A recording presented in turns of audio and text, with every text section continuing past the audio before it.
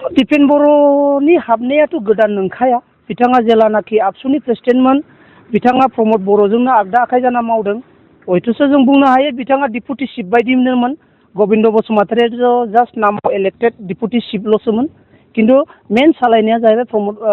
दिपेन बर' बिथाङानो सालायखादोंमोन प्रमद बर' बिथाङा जेलानाखि चिफ जादोंमोन इउपिपिएलनि बिथाङा बुंदोंमोन दे आङो बेंटल कलेजाव गाव थांनानै स्टुडेन्टफोरनि सिगाङाव बुंदोंमोन आङो बासखौ गंनै हरनाय जासिगोन नाथाय बिथाङा बे खोथाखौल' बुंदों किन्तु दिनैसिम जाफुङाखै आरो बिथांनि बुंनाया मिसलिया जाबाय नाथाय दाखालि जिथु जोंना बिटिसि बिसायख'थियाव हाग्रामा महिलारी सारा जेलानाखि दादगारि हाथिसाराव गाव हेलिकप्टारजों मिटिं लाफैदोंमोन बे समाव आङो बे बिपिएफ हाथिसार बिपिएफ प्राइमारिनि जेनेरेल सेक्रेटारि जानानै बिथांनो बे इस्युखौ बुंदोंमोन दे बासखौ जोंनो नांगौ सार बेयाव लाइस' फाइस' खालामनो स्टुडेन्टफोरनि थाखाय खस्थ' होननायाव बिथाङा बास गंनैखौ जोंनो जासिदों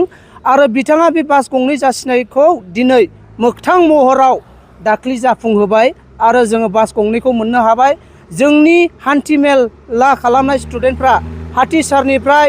बेंटल कलेज आरो नोङो सान्तिपुर स्कुल आरो नोङो दैमालु स्कुल आरो बिभिन्न स्कुलाव जोङो दा सभाराम कलेजाव थांनाय बिथांमोननि हान्थिमेलनि थाखाय बिथाङा जोंनो बास गंनै होबाय बेखायनो जों गोसो गोरबोजों जोबोद हामबायहोयो जोंनि हाग्रामा महिलारी चिफ बिटिसिनि सारखौहाय जोङो फैगौ आसाम इलेक्सनाव आसाम एसेम्बलि इलेक्सनाव जोंनि नैबे जिथु 19 नं सिडली बियाबनियाव एलएसियाव जों बिराद थाग्रायैनो बिराद स्ट्रङैनो जों प्रिपेयार खालामनानै दङ आरो जों देरहानाया खाथां जों बेखौ बुंनो हायो स' राजुरि बिथाङा सिगां जेनाखि इउपिपिएलनि जेनेरेल सेक्रेटारि समावबो बुंदोंमोन दे गावसोर सासे देरहाबानो गावसोर सरकार दागोन होननानै बेथ' दिनै जों नुनो मोनबाय 7 जन देरहादों बिथांमोना दिनै सरकारानो दानो हायाखै आरो बिनि बुंनायाथ' नंखायानो आरो दा बिसोरो 15 जनखौबो देरहानाय होनदों किन्तु सासेबो बिसोर देरहाया जों बेखौ खाथां नुनो मोनदों मानो होनबा दिसपुर सल' यात्रा जिथु जोंनि मानगोनां हाग्रामा महिलारी सारा जेला खालामदों होमब्लानो जों मानसिफोरनि जुक्ति जानायखौ आरो मानसिफोरनि गोसोखौ जों मोनदांबाय जे जोङो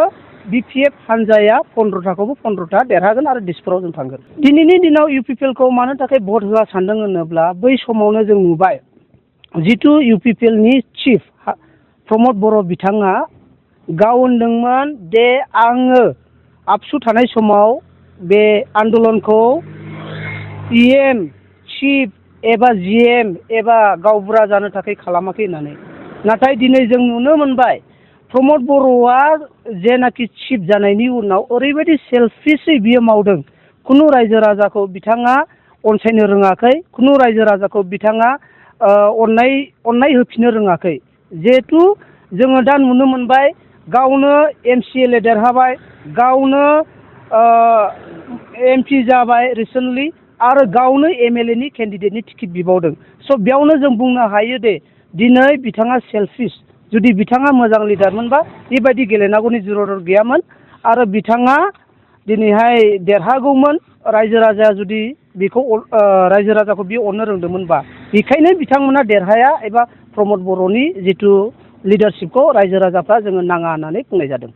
स' जोङो रायजो राजाखौ बेखौनो खावलायगोन जिथु जोंनि बिपिएफ दोलोनि हायार अथ'रिटिया जे बिजाथिखौ सायख'गोन बे बिजाथिफोरखौनो नोंथांमोनखौ गोसो मोदोम जिउ होनानै सापर्ट हो आरो मदद हो नोंथांमोननि आसिखौ नांगोलनि सावगारियाव थुनानै हो जिथु 9 एप्रिलाव भट जानो गोनां बे भटआव नोंथांमोना नांगोलनि सावगारियाव भट होनानै जोंनि 15 जन एमएलए खौ नोंथांमोनखौ देरहाहोनो थाखाय आं खावलायनाय थाबाय